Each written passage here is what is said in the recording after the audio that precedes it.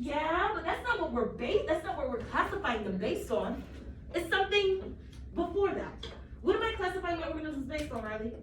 They're prokaryotic or eukaryotic. There we go, so they're cell type, right? When I talk about domain, yes, I have domain bacteria, domain archaea, and domain eukarya, but in order to be inside of these three domains, you have to either be a eukaryote or a Okay. right.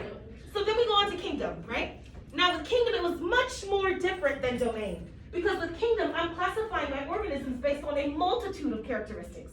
Anybody remember some things that I use to classify my organisms in their correct kingdom? It's a multitude of things. Give me one of them. Go ahead, Kenzie. Is it autotrophic or heterotrophic? How they eat, autotrophic, heterotrophic. Go ahead, Miles. How they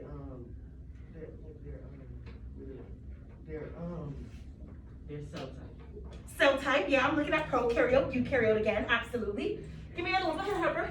How they reproduce? How they reproduce, asexually, sexually, wonderful. Go ahead, Jared. How they move. How they move. What are the two words we used? How they move. He said how they move.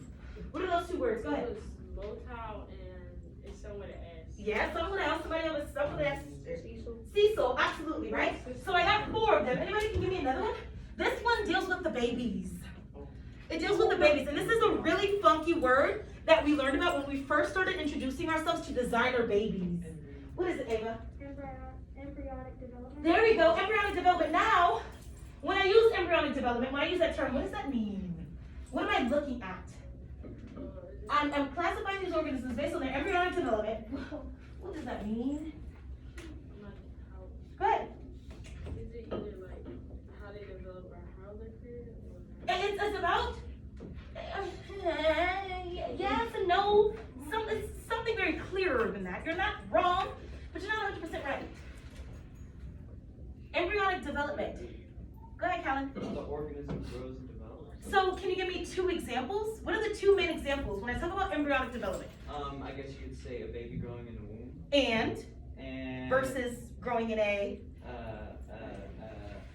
Egg. egg, yeah. So when we talk about embryonic development, it's whether you give live birth or you lay eggs, right? And we also classify organisms based on one more thing. This is super important. This is like baby stuff. Oh. We learned this a while ago. What is it? DNA. Yeah, DNA, but something even babier than that. Go ahead, Talia. How many cells they have? There we go. So what are the 2? Yeah, multicellular and unicellular. Good job. You guys are on a roll. So you're showing me that you understand how these things work, right? So when we talk about dichotomous keys moving forward, now we're actually getting into dichotomous keys.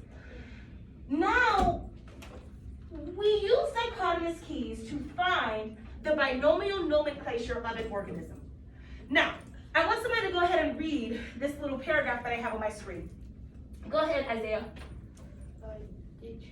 Dichotomous. Dichotomous key is a method by which true and untrue characteristics of an organism are grouped into with keys that lead the reader from one characteristic to another until the binomial nomenclature of the organism is reached. Cool. Anybody know what I just had him read? Anybody interpret that correctly? A little bit, kinda, and okay. So go ahead. So it's what a dichotomous key is? It is what a dichotomous key is, but it explains to you exactly what it does. And I know what I just had him read probably didn't make much sense the first time we read it, and that's okay. But we can break it down to understand.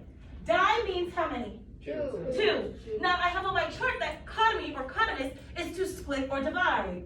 So dichotomous keys give us 2 options to choose from that are split/divided based on the physical characteristics of the organism. And these physical characteristics may be true or untrue. It's a game. Now, many of you are probably looking at me even more confused than before, like, Miss Morgan, what are you trying to say? I get it. This is what I'm trying to say. Have you ever played a game like this? And it's that yes or no game. You answer a question that says, if yes, move here. If no, move here, right? It'll lead you to another question, same thing. So dichotomous keys are just like this game. Listen, and I hope this is funny. You can laugh, because I made this up last night, and I think it's really funny, but if not, you can tell me it's not funny. Are you ready? So here's the game. It says, should we go outside instead of learning about classification and dichotomous keys? No. No, I'm hearing no. We're going to go no first. Yeah. Okay, we're going to go yes first. So yes, we should go outside instead of doing this. And then the next question is, have you checked the weather? So you want to go outside weather? Yes. Yes, okay, so yes, we did. And then it leads you to this ending and it says, it's probably too cold to go out. Although you check the weather, it's probably too cold to go out. That's where it stops. Now, if we were to answer this initial question with no, the second question is, would you like Miss Morgan to actually teach you the material? If your answer is, my gosh.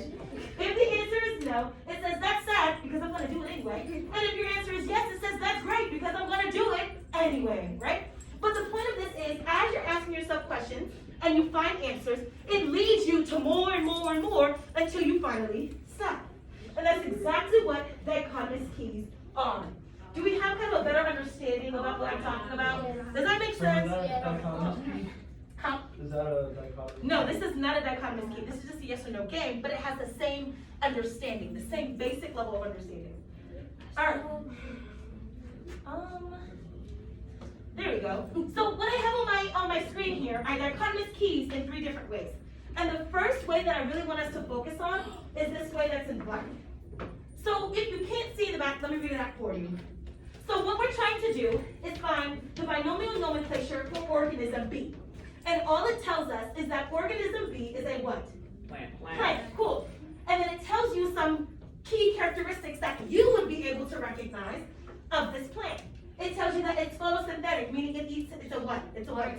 Autotroph, beautiful. It tells you that cells that make up organisms. The game, are we ready? Yeah. So what's going to happen is, in front of you, you have a dichotomous key of sharks, okay? What we're going to do is we're going to do 2 that are not going to require you to bid. These 2 are going to serve as examples to how you actually figure out the family of an organism. Now, dichotomous keys typically look at binomial nomenclature, but for right now, just because we're getting our hands wet, we are going to figure out the family of these organisms, okay? I'm not going to leave you with much more, that's all I'm going to give you. What I want you to do, and listen carefully, what I want you to do is work with the person next to you. If you have a paddle, you're going to work with the person behind you. My 2 groups back here, you, Danny, and Cassie's group, you're going to work together, okay? So what's going to happen is you are going to come together to figure out the family of whatever organism number I yell out, using your what? You're sharp anonymous. What, say it again? What's the word? Dichotomous. Your dichotomous key, okay? Once you find the family of this organism, alright, are we ready? I need everybody to focus forward. Here we go. And we're gonna go with Jerry's group. They're going for 999 decillion. I'm not sure if anybody can be unless next round you go higher. That's the highest number. Are we ready? Oh. Wait, what's the highest number? I don't actually know. I bet you could go. I know you can go. That's like trillions. What do you think is the highest number? Oh, Yeah, I don't know. I don't know 11. Nine's like non-million. Okay, so decillion then is the highest number. Yay. Jerry. Somebody needs to do decillion. That is zero. Alright, are we ready? We're focusing on organism number? 12. Organism number? 12. Alright. Is the body like a kite?